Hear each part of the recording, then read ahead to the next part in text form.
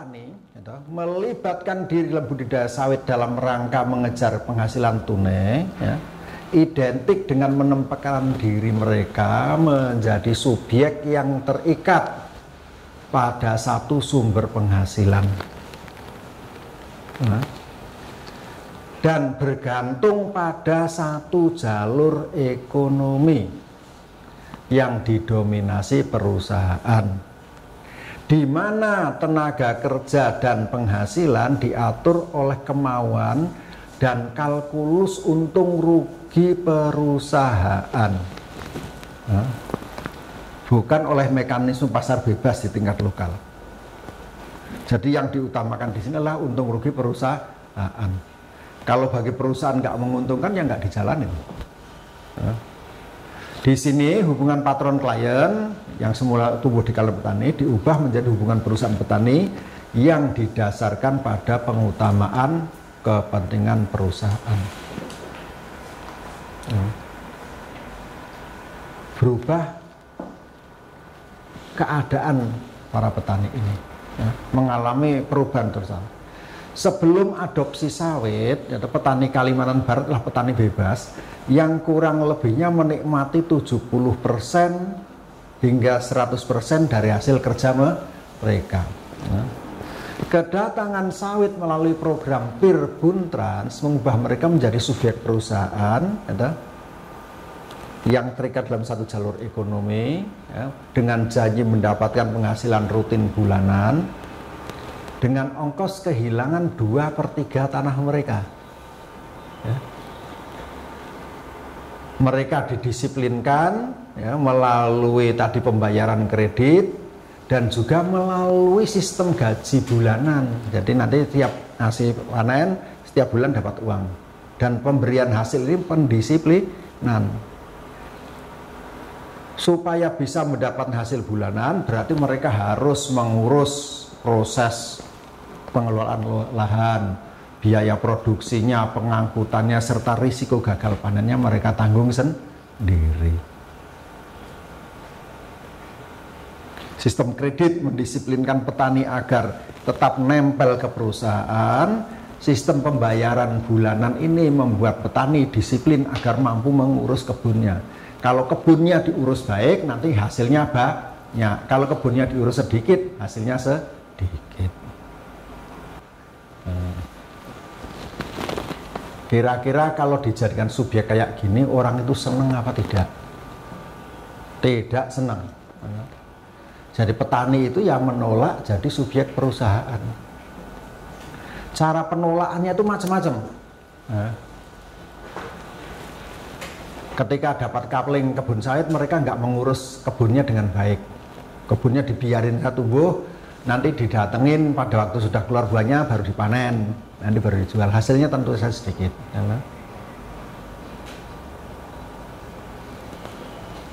Orang Jawa dijadikan transmigran dan disuruh kerja menjadi petani sawit. Ya tidak semuanya senang, banyak yang lari. Interview saya terakhir dengan narasumber di sekitar Jogja, mereka cerita bahwa dari 100%, dari 50 kakak yang dikirim untuk menjadi petani sawit Perbuntrans di satu perusahaan di Sumatera itu, 44 itu lari, tinggal 6 yang tersisa di sana, pada lari. Jadi petani lokalnya menolak mengurus kebun sehingga kebunnya menjadi semak belukar. Petani transmigrannya juga menolak dan pada lari, tanahnya dijual, dapat uang tunai, lari gitu. Kemudian petani yang bertahan, mereka akal-akalan, mencampur buah yang tua dengan yang muda, kadang memasukkan tanah dan potongan kayu ke timbangan buah. Dan petani juga sering melakukan penjualan ke tempat lain. Nah, petani menjual panennya ke perusahaan lain tanpa melalui koperasi agar mereka tidak terkena potongan kredit. Jadi subjek-subjek yang mau didisiplinkan menjadi subjek perusahaan ini menolak. Memang tidak semuanya menolak, tapi juga tidak semuanya patuh. Jadi ada resistensi terus-menerus. Di sisi lain, perusahaan juga ingin terus melakukan ekspansi usaha mereka karena sangat menguntungkan pengusahaan sawit ini. Program PIR menempatkan perusahaan pada posisi yang kurang menguntungkan dalam relasinya dengan petani karena petani bisa terus-menerus melawan. Maka pada tahun 2004 dengan melalui proses politik lagi dengan restu dan dukungan pemerintah, perusahaan menjalankan program kemitraan. Ada program baru namanya program kemitraan, di mana petani diminta menyerahkan lahan dengan imbalan, bukan sepertiga lahannya dikembalikan lagi kepada mereka dalam bentuk kebun sawit, tetapi mereka mendapatkan imbalan, yaitu mendapatkan saham senilai dari 20% dari lahan yang mereka serahkan. Jadi kalau nyerahin tanah seluas 10 hektar ke perusahaan, mereka nanti akan dapat 2 hektar kebun sawit, tetapi dalam bentuk saham. Seluruh lahan akan dikelola oleh perusahaan dan petani hanya perlu duduk manis dan petik menunggu gaji bulanan berupa hasil panen dari 20% lahan usaha mereka itu setelah dikurangi biaya produksi.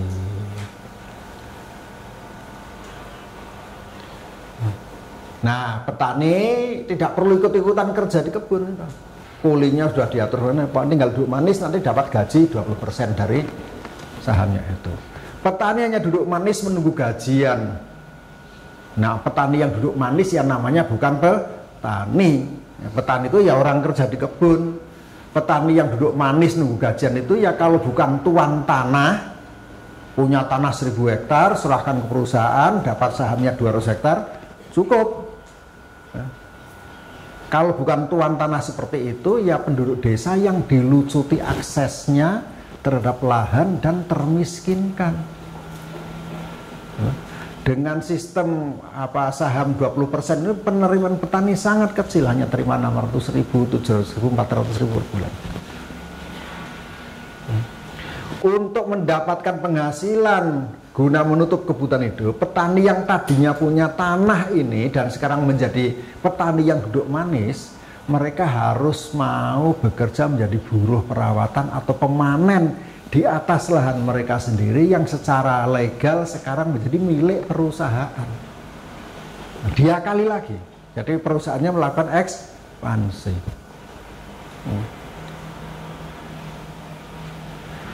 Pengambilan lahan petani yang menyisakan hanya 1 kapling atau 2 hektar kebun tadi dalam program PIR Buncrang menempatkan petani dalam posisi yang sangat rentan. Mereka mudah sekali mengalami proses proletarisasi, menjadi proletar.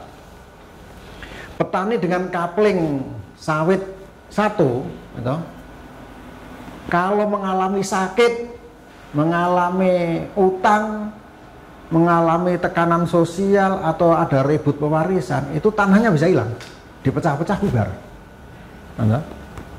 Sehingga nanti generasi berikutnya anaknya itu hanya tinggal punya uang, punya lahan ya, 1 hektar, setengah hektar. Padahal lahan kapling 2 hektar itu menurut petani di Kalimantan belum cukup, apalagi kalau cuma setengah hektar, 10 hektar. Jadi generasi berikutnya itu bisa menjadi petani gurem atau bahkan terlempar dari pertanian, terbuang. Jika beruntung, orang yang terlempar dari pertanian ini punya pendidikan, mereka bisa mendapat tempat di sektor jasa, jadi pegawai, jika beruntung. Jika tidak punya pendidikan, mereka akan diserap jadi kuli perusahaan sawit atau menjadi kuli di kebun sawit tetangga. Ini proses degradasinya. Jadi orang jadi kuli ini bukan lahir dari perut emaknya menjadi kuli, bukan. Tapi mereka menjadi kuli karena proses sosial, dilucut THA-nya. Mekanisme perlucutannya seperti tadi. Dan yang namanya menjadi kuli sawit, biar mereka tuh bekerja, maaf ngomong sampai pantatnya berkeringat, itu hanya dapat 10% dari setiap kilogram sawit yang mereka kerjakan. Jadi kalau dulu petani Kalimantan itu menggarap ladang itu dapat 100% dari hasil panennya, setelah terdegradasikan jadi kuli sawit hanya punya akses terhadap 10% hasil panen. Bagaimana supaya orang-orang ini disiplin, patuh mau jadi kuli? Diadu domba. Caranya adalah didatangkan kuli dari tempat lain supaya harga kuli ini murah. Jadi mau ya kamu tangkap segini, nggak mau kamu nggak makan. Ya.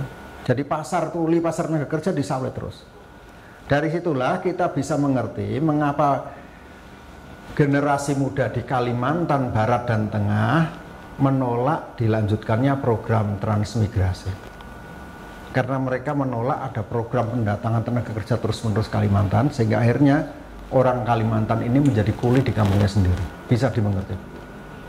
Menolak jadi kuli. Mau tidak orang jadikan kuli.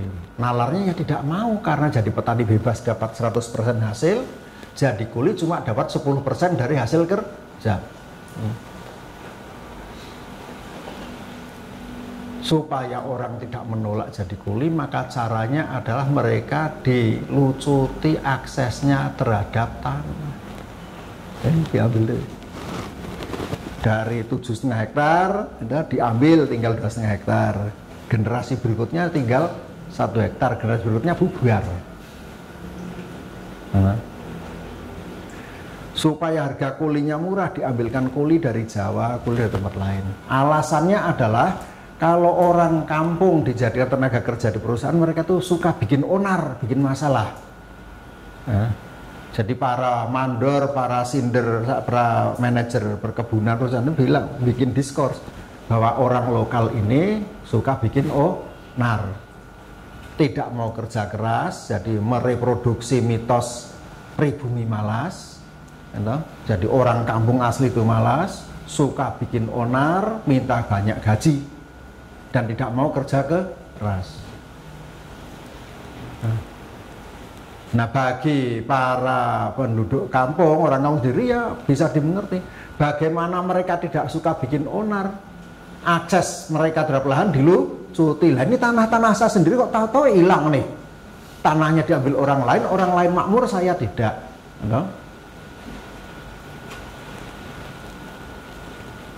Mereka yang nesu bikin onar karena akses ke lahan pertanian mereka dilucuti, dan agar tetap bisa hidup mereka harus jadi kuli. Nah, dalam kondisi seperti ini segala senjata kaum lemah seperti yang diuraikan oleh James Scott itu ya dioperasikan. Males-malesan, memangkas jam kerja, menyalahgunakan aset perusahaan, menuntut itu, menuntut ini, dan senjata pamungkas yang paling mereka senangi itu menggunakan adat, menghukum adat perusahaan. Nah, diadat nih. Ini adalah bagian dari ketegangan sosial yang muncul ketika orang menolak dijadikan subjek baru berupa kuli. Jadi bikin onar dan melawan perusahaan ini adalah sign, adalah tanda-tanda yang dikeluarkan oleh para subjek Kalimantan bahwa mereka menolak dijadikan kuli di atas tanah sendiri, di kampung mereka sendiri. Terus salah satu respon petani yang lain berhadapan dengan persoalan pengubahan pembentukan ke subjek sawit ini, petani lokal menolak menjadi hamba perusahaan. Mereka maunya menjadi tuan di kampung sendiri. Semua orang maunya jadi tuan di kampung sendiri. Buka kebun sawit tanpa lewat perusahaan, di mana kalau mereka lewat perusahaan tanahnya bisa hilang, kreditnya bisa dimanipulasi, sudah bayar kredit tapi nggak diserahin ke bank, dan penjualan buahnya dimonopoli. Petani tidak mau. Bagi mereka sawit itu bagus, yang tidak bagus adalah perusahaan yang suka ambil tanah petani. Sehingga akhirnya para petani ini yang mampu mengembangkan satu perkebunan baru, kebun baru yang mereka sebut sebagai kebun mandiri, kebun yang ideal, di mana hasil panennya itu mereka nikmati sepenuhnya, dan ukurannya itu juga lebih besar daripada sekedar satu kapling 2 hektar. Jadi idealnya bagi para petani di sana itu punya kebun bebas, sebebas petani ladang di mana 100% hasil dimakan sendiri, tidak mengalami tanah hilang, nah, dan seproduktif kebun sawit yang lain di mana setiap 6 hektar sawit, kebun sawit itu bisa menghasilkan ya 6 ton sawit atau sekitar 6 juta rupiah uang tunai per bulan, atau setara 600 kg beras, di mana 200 kg untuk konsumsi, 200 kg untuk biaya produksi, dan 200 kg untuk tabungan atau pendidikan anak atau investasi. Idealnya seperti itu. Jadi petani ingin mengembangkan kebun bebas, tidak mau ikut perusahaan tapi bikin kebun sawit sendiri, di mana hasilnya bisa dimakan sendiri, jumlahnya tetap besar dan produktif. Persoalannya sekarang adalah kebun bebas ini bisa menjadi zero sum game di kalangan para petani, ya, bisa menjadi satu mekanisme eksklusi internal, ya. Karena di sini jumlah lahan tetap, tetapi jumlah orang, ada orang tertentu yang ingin punya lahan lebih luas, dan lahan yang lebih luas ini berarti akan mengurangi akses petani yang lain. Sama seperti persoalan yang disampaikan oleh Eric Wolf tentang lahan di Pegunungan Alpen. Memang benar lahan pertanian di Kalimantan itu luas, tetapi semuanya sudah diberdaya gunakan oleh para petani. Sehingga kalau ada petani yang melakukan akumulasi lahan, maka akan ada petani lain yang mengalami pengurangan lahan. Jadi dalam urusan sawit ini, petani menghadapi dua persoalan eksklusi terhadap tanah, atas tanah. Yang pertama adalah eksklusi eksternal, petani kehilangan tanah oleh perusahaan besar. Yang kedua, petani bisa kehilangan tanah oleh sesama petani melalui proses jual beli, yang memunculkan petani besar, dan pada saat yang sama memunculkan orang kampung yang tidak punya tanah. Terima kasih.